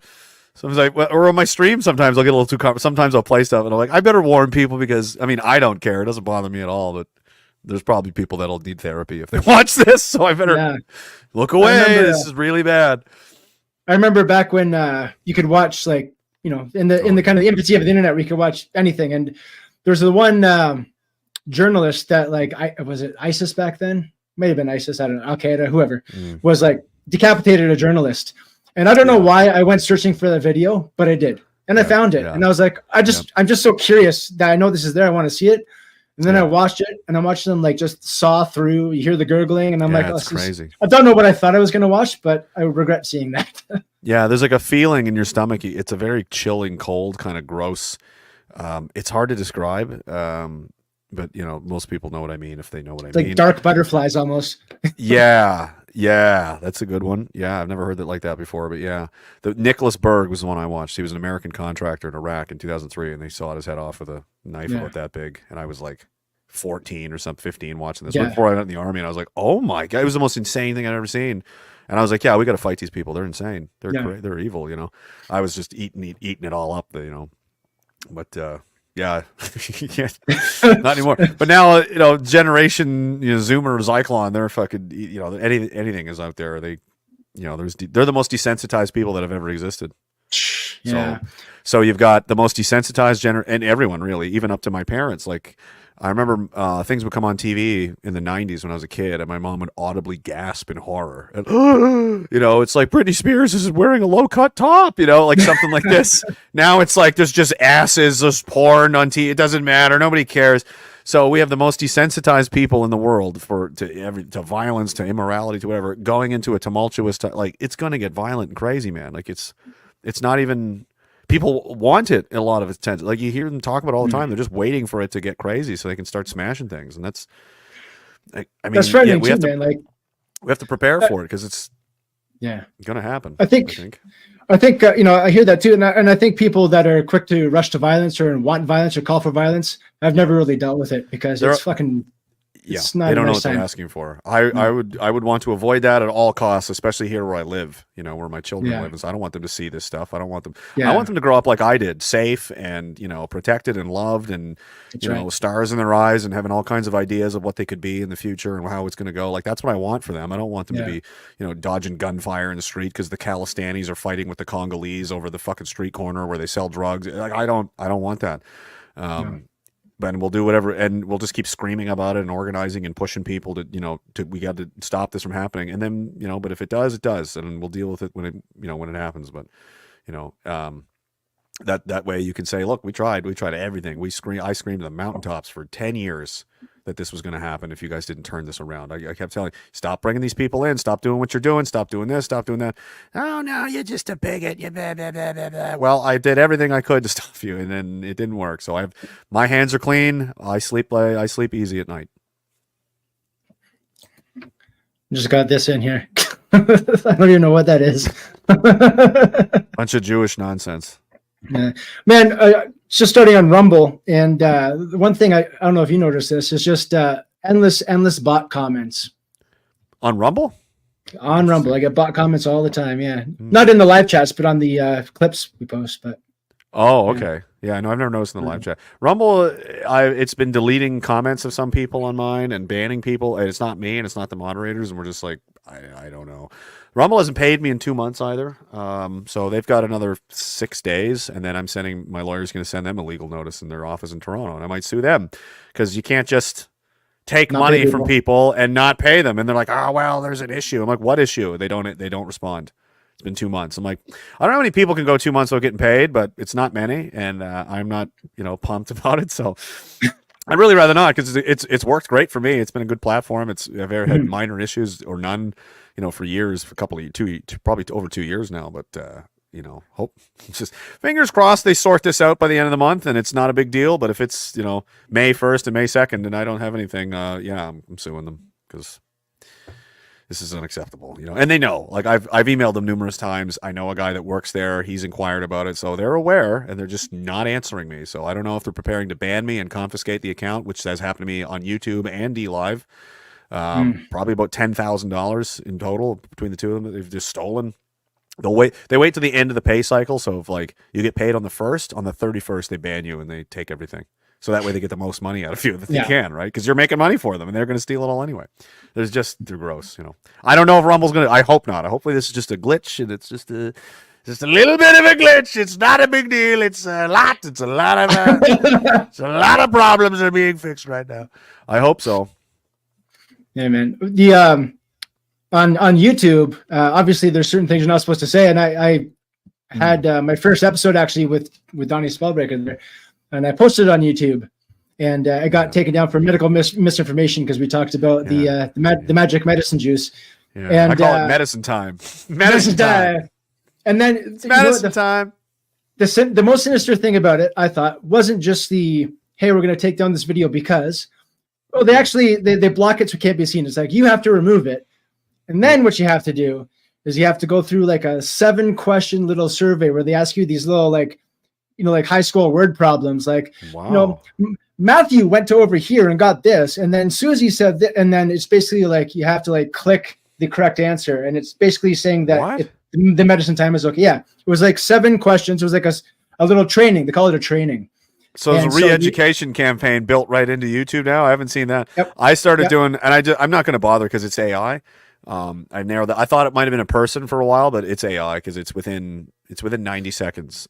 So it's like they banned the channel at 8:26 a.m., 8:27 a.m., 8:26 a.m., 8:28 a.m., 8:27 p.m., 8:28 p.m., 8:26 a.m. So I'm like, okay. And it's with instantly. Brand new channel. I don't even advertise it anywhere. It's got 50 views.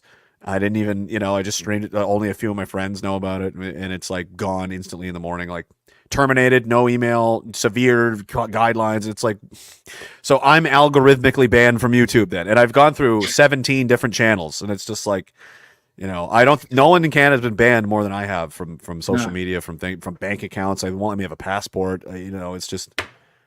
You're banned from the free speech platform right now, right? The so-called free speech platform. Yeah. Oh yeah. I appealed it twice and they're like, no, instantly within 60 seconds, 90 seconds, they said, no, you're banned for life. Never come back. I got an email yesterday from Twitter saying, just so you know, you're still banned. And I was like, okay, I didn't. Thanks. I didn't ask. Like when you do the appeals, it's like, no, you're banned. We checked and you're banned. And I was like, I didn't ask you to check. I don't know. Okay. I mean, whoop-de-doo. I don't give a shit. It doesn't matter to me. And people think there's other guys posting my videos and clips and stuff on there, and they think it's me. It's not me. I don't care. I don't care for it. It's a time suck for me because people aren't like it. They just like to antagonize me, and I don't like. And I just, bite too often, and it just end up wasting time and. It's distracting me from the things I should be doing, which is not arguing with retards on the internet. That's so. If they had the more discipline, post and leave. Just post and leave. Post and walk away. Don't even check turn the notifications off. Just post and walk away. And that's what I was trying to do, and they still banned me anyway. They said, "Oh, you're hate and violence." I'm like, "What violence?" 90 seconds later, "No, we hate you. You're banned forever." Okay, cool. Thanks for coming out. I don't give a shit. It's happened to a few people now. It's not just me, but like my people like me around the world are being quietly shown the door, and just Elon Musk like, oh, you're gonna have free speech. Like there's no dude. Come on now. You went on your big crusade. At first, it was excellent, and I was like, you know what? I'm gonna come back to the platform. I think and it was pretty good. And then the October 6th happened. And then all these people started, oh, well, since we're talking about Israel, have you noticed all of this fucking horrible shit that they've been doing forever? And then Elon had to go to Auschwitz, and he had to go see the empty cradle. He had to go in the whole tour, put the hat on. He had the digital Sanhedrin on his own platform. We've got 12 rabbis wagging their finger at him for 2.5 hours in front of all these people. He's the richest man in the world, and he owns the platform, but he has to stop everything because the Jews have to re-educate him for a month. Okay, the free speech up until it offends them, and then you're no more, and thankfully, again, I feel like with Rumble, I'm always like, so far they're letting me, and it's like, listen, if you're not committing a crime, let them talk. It's rude and vulgar, and I don't like it. Turn it off. Nobody's forcing you. Well, other people are watching it. You don't get to control what people watch and don't watch. I'm sorry. If they want to watch it, they get to watch it. If they don't, they won't. That's free market capitalism, dude. If it's really popular and everybody likes it and you hate it, tough shit. You know what's really popular right now? Transgender surgeries for kids. I'm not out there burning down clinics and attacking. I'm just like, I don't like it, and I'm allowed to say that I don't like it, but that's as far as it goes. Mm-hmm. And people have to make their own decisions and make up their own minds. You know, if they want to listen to what I have to say, they're free to do that. If they want to ignore what I have to say and cut their dick off, then they can do that too. You know, that's the essence of what is supposed to be what makes our people and our countries, you know, where people want to live, because you have the freedom to think your own thoughts and do what you please with your own life, so long as it doesn't, you know, hurt anyone else. You're not committing any crimes and so on, right? But at least you could believe what you want and think what you want and say what you want at a bare minimum. That's the core fundamental foundation of what freedom is. I can think what I want. I can say what I want. Nobody has to do anything about it, or, you know, but I'm allowed to do it. I can say it and I can think it, and nobody can stop me. And if you stifle that, people can't, or they're not free to express themselves. We can't think properly. We can't filter out good ideas from bad ideas. We can't get to the core issues of anything. We can't communicate properly. We can't find out why this person has an issue, why that person has it, because they're not allowed to say. They're just quietly shoved off into a corner, into a box, and where they fester, and it gets worse and worse, and you know, it's going to be like this. But you know, don't take. I don't know I don't own Twitter. I don't own any of this. You'll have to take it up with Elon. It's just it's just potential energy just building, right? Eventually, it's got to go somewhere. Yeah. Do you see? Did you see a speech? Did you see a speech regarding Twitter in India recently? No. He had India. Yeah. So the Twitter headquarters in India, whatever. So they were trying to get certain content removed. And I don't know what, but you could probably imagine. But he was saying to the press out there, he said, "Well, stop letting everybody know that we eat cow poop and live in a giant dumpster." Right? You do, though, but you do. So he was saying that if we don't comply, the government passed the law, so it's illegal to do what we're doing. So if we don't comply, they're going to shut us down. They're going to arrest our employees and stuff. And so while on one hand, I understand that, sure, you want to protect your people and you don't want to put them through undue harm. They have families and get that, but he said, we're going to make X the most free speech platform it can be with under the law. It was under the law. So I'm like, okay, so all you have to do is a country just has to change the law, and then now we don't have free speech anymore. So you just right. Gave them the out, you know? Well, and I mean, I understand what his position is from that point of view, because it's like, I'm American, I'm in America. Like, if your country, I have no right to tell your country and your people what is legal and what isn't legal. Like, that's your guys' problem. If you don't like the laws, you guys have to change them, but not me. I'm Elon. I'm a businessman. I own a company. It's like if Pepsi is made illegal in Belarus, Elon, what do you want me to do about it? You go to your leaders and get it unbanned, and then I'll sell it to you again. But this is your problem, not mine, guys. So, you know, when people are like, oh, Elon, you can't look at Canada does this. Well, that's Canadians' problems to deal with. And, you know, it's hard to do when people keep fleeing to Texas and Japan and the Philippines to do God knows what, you know. Yeah, man. A bunch of do somethings become a bunch of do nothings if you see the dogs there. The ideas men, they're called. I like that. Yeah, that's right. Lots of ideas men, always pregnant with ideas and unable to ever give birth to them. Yeah. Lack executional ability. Yeah. Yeah. And that story it's as old as the sun. That's always been a problem. My friend, I appreciate you coming on tonight. And sure, man. Yeah, well, that's great. See if we have any comments in here for you. Yeah, I missed a Rumble rant once. Yeah, right, exactly. Yeah, I don't have any negative comments here, so it looks like the stream didn't necessarily get rated, so that's great. I'm sure we'll get it after the fact for sure. There's a Henry Ford one there, too.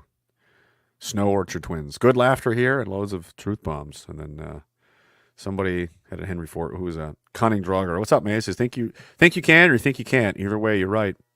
Yeah, exactly. Yeah, it's a good one, too. And, of course, there's that one. Slashes everywhere. This one here, I think it would have finished up. Fuck you, make me. Right? Cheers.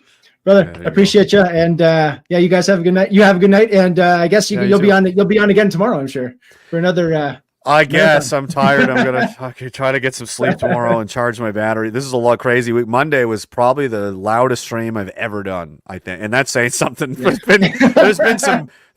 I've done some heaters over the years, but if anybody's that Monday night and last night was pretty good. That was probably 15% below off the top of the other one. So I must still be coming down off my fucking nuclear meltdown of Monday. But yeah, I'm tired. Like, it's crazy. It drains you mentally. Like, you're exhausted.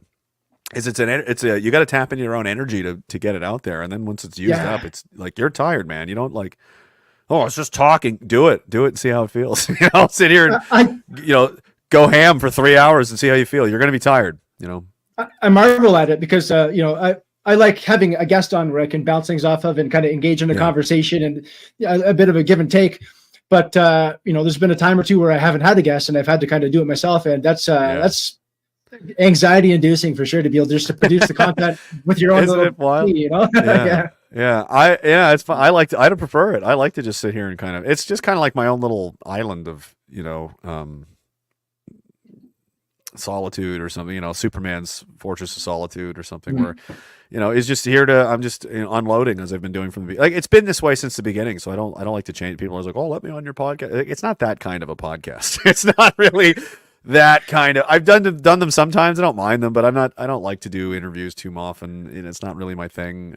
It's a different kind of speed, but yeah, it's funny how certain people like that and find the other kind hard to do, and other people find that hard and find this easy. And I slept well.